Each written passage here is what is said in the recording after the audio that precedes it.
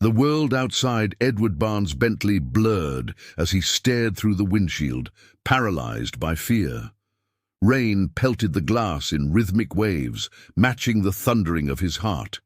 The engine hummed, air conditioning battling the summer heat. But inside, Edward couldn't breathe. His lungs constricted as if wrapped in invisible wire. In the back seat, 4-year-old Lily whimpered, her strawberry blonde curls damp with sweat, forehead burning with fever that had spiked dangerously in the last hour. Her small chest heaved with labored breaths. Time was running out, and Edward knew it. His hands trembled as he finally forced himself to move, stepping out into the glaring hospital lights, the rain immediately soaking his tailored suit as he cradled his daughter's frail body against his chest. "Hold on, sweetheart," he whispered, his voice breaking. "Just hold on." The clinic's polished marble floors reflected his hurried footsteps, creating ghostly echoes through the pristine lobby. The scent of antiseptic and fear mingled in his nostrils as he approached the reception desk. "My daughter needs help," he managed, the words scraping his throat. "Urgent," he added, barely holding it together as Lily's body burned against him. Then a voice called out from behind the desk, calm, clear, and unmistakably familiar. "I'll take it from here." Edward turned. His heart stuttered to a stop. She wore a white coat over navy scrubs, her chestnut hair pulled back in a professional bun, eyes fierce and focused. But the moment he saw her face, he staggered backward, nearly losing his grip on Lily. He knew those eyes. They were his own, staring back at him from beneath delicate brows. Her lips moved, issuing clinical orders, her hands already reaching for the child, checking Lily's pulse with practiced efficiency. She didn't even look at him, but Edward's entire body trembled, violently. It wasn't just the shock, it was the crushing weight of guilt. 2 decades ago, Edward had been a different man, young, privileged, reckless. A summer romance with a quiet girl from Vermont. Nothing serious, just a fleeting moment of connection before his real life began. He never saw her again after that. August. By September, his father had arranged a business internship abroad. Edward left without a backward glance, embracing his golden future. He never knew. No one ever told him. But now she stood before him, grown, poised, in command, and he knew with absolute certainty what the truth was. The doctor now saving his sick daughter was his own. Sarah, his daughter. She knew it too. He could see it in the slight, tightening around her eyes, the momentary hesitation before she'd reached for Lily. She didn't cry. She didn't flinch. She treated the child with a professionalism that cut deeper than any accusation could have. No warmth, no reunion, just silence. Cold, clinical. "Her lungs are severely inflamed," Sarah said, checking Lily's vital signs with practiced hands. "This could be serious pneumonia. She needs comprehensive tests, imaging, and immediate treatment." Edward nodded mechanically, his mind still reeling. "Do whatever it takes. Money is no object." Her jaw tightened at his words. She left the examination room as swiftly as she'd entered, leaving him standing there, clutching Lily's tiny hand, crushed under the weight of a truth too heavy to bear. Hours crawled by like wounded animals. Lily stabilized under a mask, delivering medicated vapor. Edward sat by her side, replaying memories of his youth, wondering when exactly his child had been born, asking God why it had taken so long, why he'd been blind, why he was being granted a second chance only now, through his younger daughter's suffering. If you are enjoying the story, type 5 in the comments and subscribe for more videos like this. If not, type 0. It helps me create even better content for you. Continuing, Sarah returned, clipboard in hand, her voice steady despite the storm Edward could see raging behind her professional facade. "We'll keep her under observation overnight. Blood test results are pending. The preliminary diagnosis is bacterial pneumonia, but we're waiting for confirmation." He stood up, legs unsteady. "Sarah, I need to talk to you." Not here, she said sharply, glancing at Lily. Please, he insisted, lowering his voice. Just 5 minutes? She finally looked at him directly. Her eyes were hard as granite. You don't get to choose the timing now, she said, each word deliberate and cutting. Please, he whispered, his voice breaking. I didn't know. I swear to you, I didn't know you existed. If I had... You didn't look, she interrupted, the professional mask slipping for just a moment. Her words sliced through him like a scalpel. She turned to leave, clipboard clutched against her chest like a shield, but her hand lingered on the doorknob. She spoke without turning back to face him. I used to dream you'd come back, that someday I'd see your face, that you'd ask for me, search for me. Her voice dropped to barely above a whisper. But you never did. I didn't know, Edward repeated, tears blurring his vision. Your name was on my birth certificate, she said flatly. It wasn't a secret. You just weren't looking in the right places, or any places. Sarah pulled the door open and left him there, stunned into silence by the simple truth of her words. Later that evening, a kind-faced nurse named Rita whispered information into Edward's ear as she checked Lily's IV. That Sarah had grown up in a series of foster homes after her mother died when she was 8, that she'd worked multiple jobs, through medical school while others partied, that she never spoke about her family. She had none, because he'd never been one. The full weight of what he'd missed crashed down on Edward's shoulders as he watched Lily sleeping fitfully, her small chest rising and falling beneath the thin hospital blanket. 20 years of Sarah's life, first steps, first words, school, plays, heartbreaks, triumphs, struggles, all lost to him forever. And it was entirely his fault. The next day brought more complications. Tests revealed Lily's condition was more complex than initially diagnosed. The infection had spread, and her immune system was struggling to fight back. An aggressive treatment plan was needed immediately. Edward agreed without hesitation, signing the forms with trembling hands. Sarah took personal charge of Lily's case, not out of obligation to Edward, but because she saw something in the little girl with strawberry blonde curls and dimpled cheeks. The child reminded her of herself, fragile, vulnerable, fighting to survive in a world that hadn't been kind. How many nights had she waited for her mother to come back from her night shift? How many times had she checked her own temperature, made her own soup, tucked herself into bed? Would this little girl face the same fate if the pneumonia won? No, not while Sarah had breath in her body. Every day is a battle when you're fighting for a child's life, but sometimes the victories come in small moments. The fever dropping 0.5 degree, oxygen levels rising slightly. A weak smile when Sarah brought a stuffed bear to Lily's bedside. Is your bear keeping you company? Sarah asked softly, adjusting Lily's blanket. Lily nodded, hugging the plush animal. He's scared of the machines, she whispered hoarsely. Tell him they're just helpers, Sarah said, sitting on the edge of the bed. They make special noises to tell me how you're feeling. Like robot. Your friends? Lily asked, her eyes brightening slightly. Exactly like robot friends, Sarah agreed, feeling a surge of protectiveness she hadn't expected. For the first time since that terrifying moment in the emergency room, Sarah allowed herself to really look at Lily's face. The shape of her eyes, the curve of her chin, the delicate arch of her eyebrows. Her half-sister. The word felt foreign, impossible. Yet there it was, written in shared DNA and features that echoed her own childhood photographs. As the days passed, Sarah saw something in Edward's sleepless, hollow eyes that she hadn't expected, genuine regret. Not the shallow kind that comes with being caught or embarrassed, the kind that lives in your bones and keeps you awake at night, the kind that begs for another chance without daring to ask for forgiveness.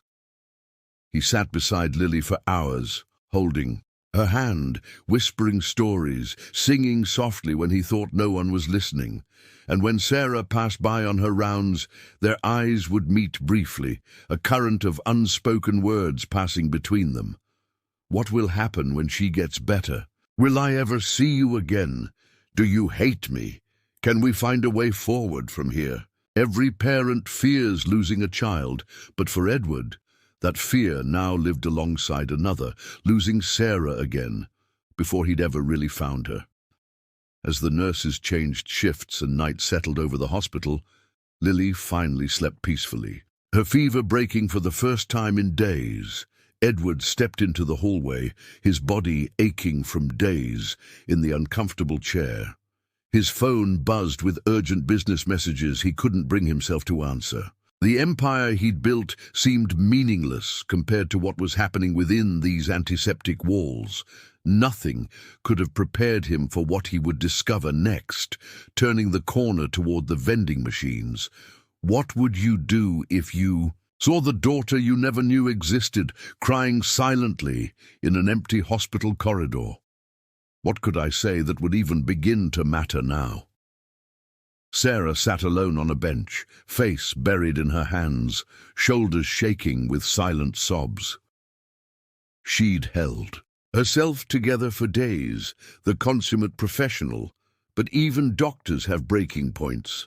Edward froze, uncertain whether to approach or retreat. Before he could decide, Sarah looked up, quickly wiping her eyes when she saw him.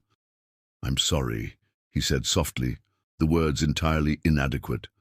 "It's not about you," she replied, her voice hoarse. "We lost a patient today, 7-year-old boy, similar presentation to Lily, but we couldn't save him." The unspoken message hung in the air. It could have been Lily. It still might be.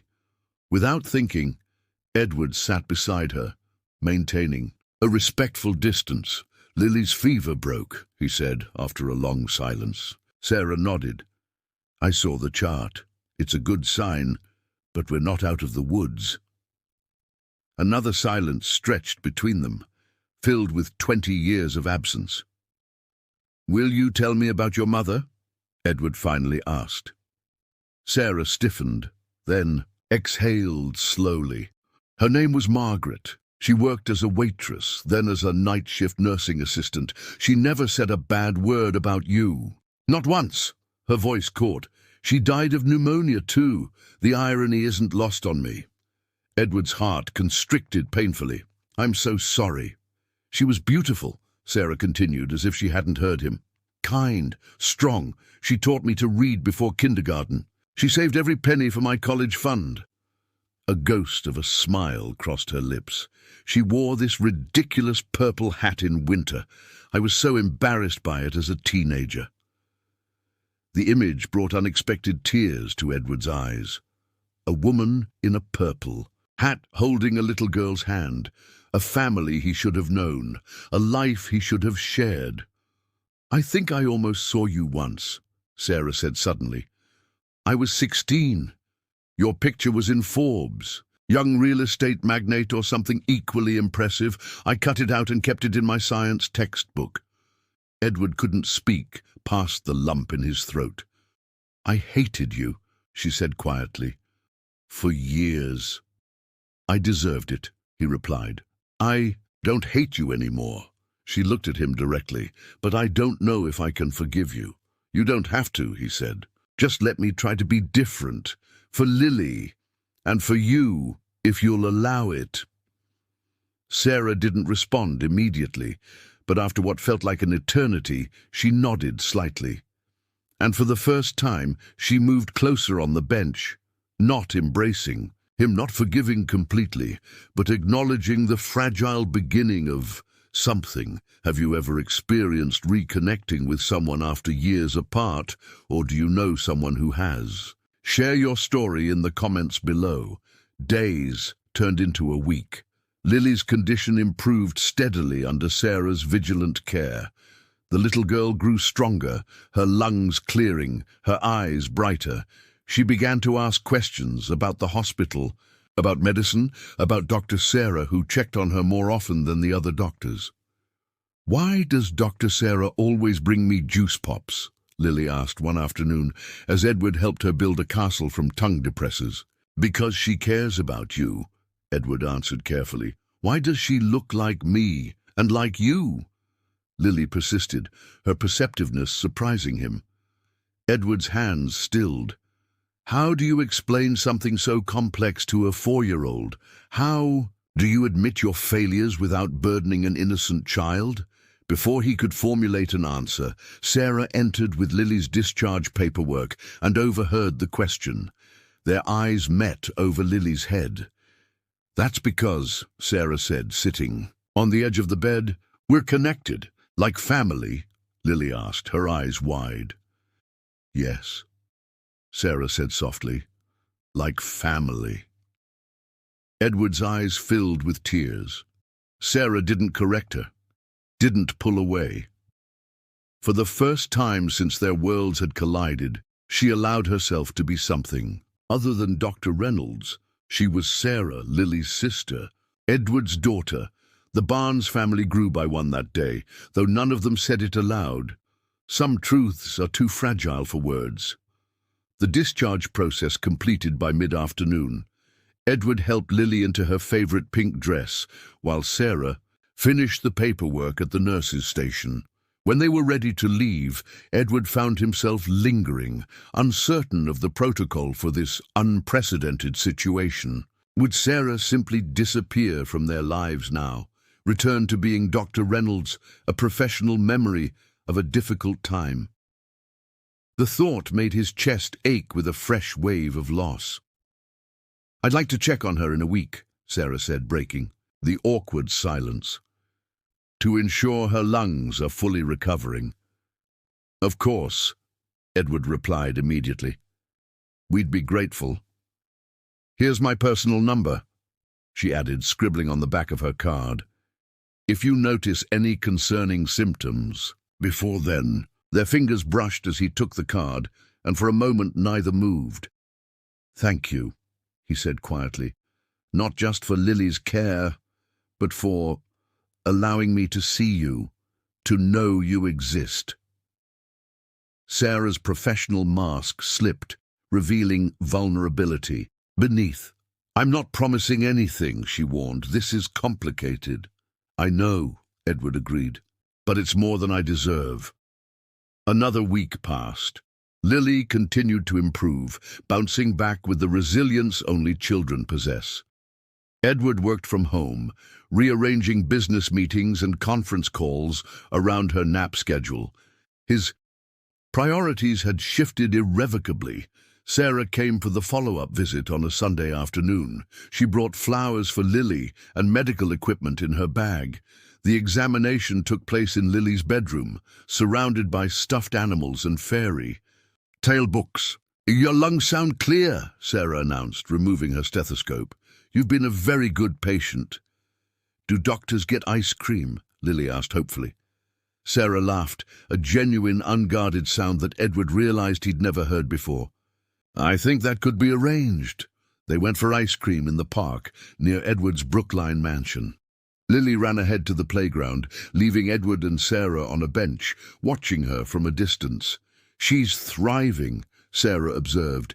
Kids bounce back faster than adults. She's all I have, Edward said quietly. Since her mother died 2 years ago.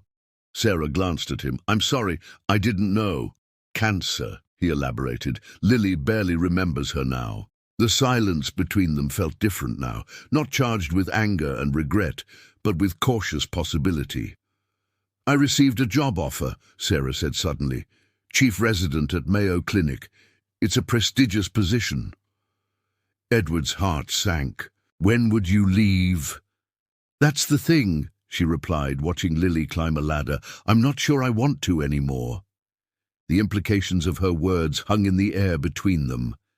She was considering staying, for Lily, perhaps even in some small way for him. Whatever you decide, Edward said carefully, I want you to know that I'm proud of you, of the person you've become despite my absence. Your mother did an incredible job. Sarah's eyes filled with unexpected tears. Thank you for saying that. A sudden laugh from the playground drew their attention.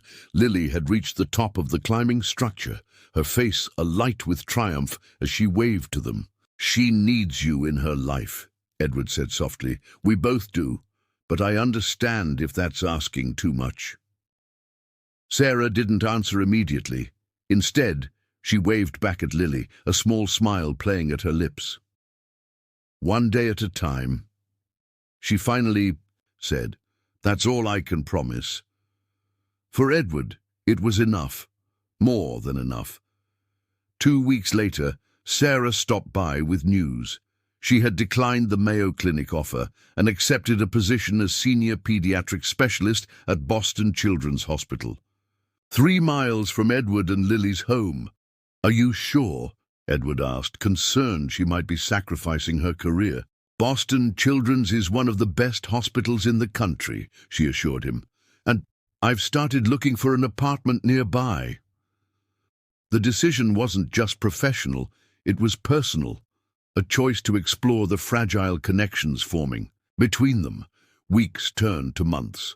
Sarah became a regular presence in their lives. Sunday dinners, occasional movie nights, medical consultant, whenever Lily so much as sneezed. She maintained her independence, her separate life, but the walls between them slowly crumbled.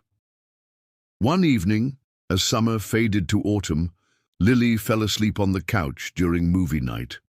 Edward carried her upstairs, tucking her beneath her butterfly comforter.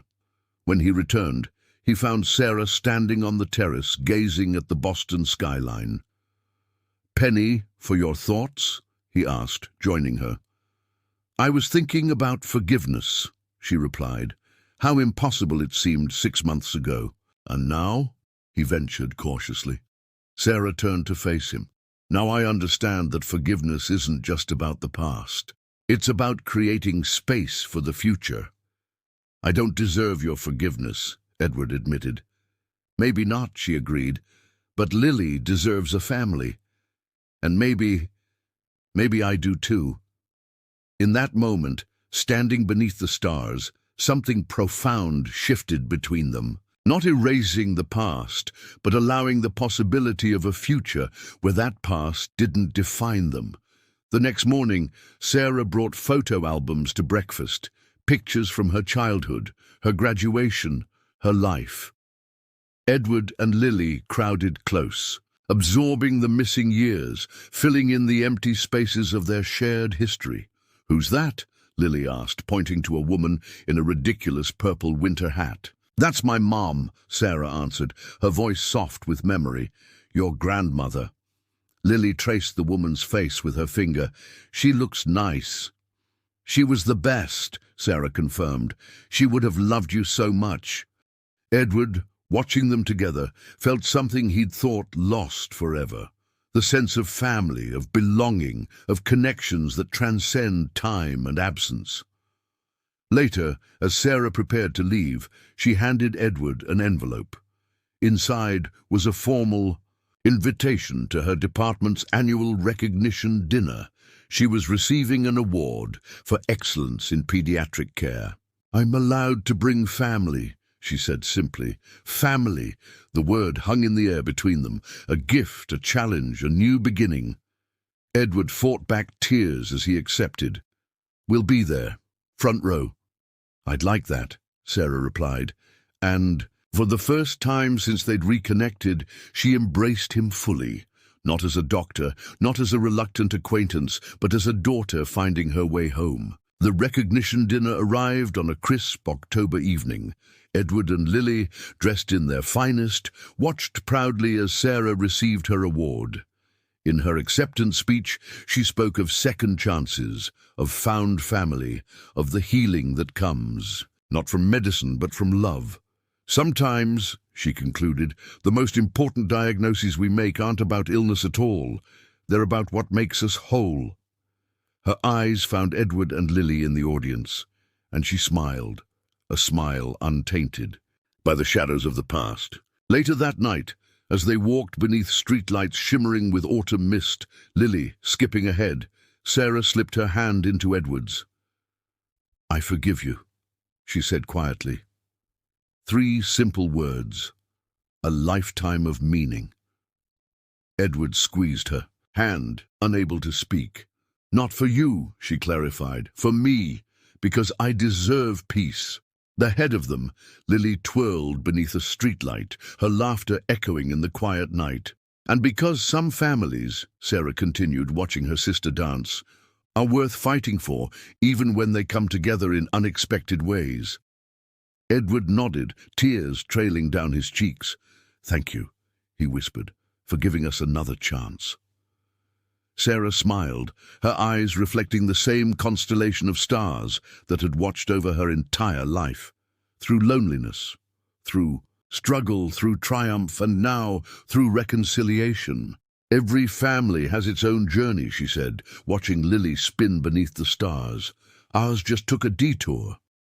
In that moment, beneath the vast canvas of stars and streetlights, 3 lives that had once been separate threads wove together into something stronger, something healing, something whole. Not perfect, not without scars, but together, and in the end, that was enough. Congratulations! Type 9 in the comments so that I know you stayed until the end with me. Thank you for watching, and until tomorrow's story on this same channel.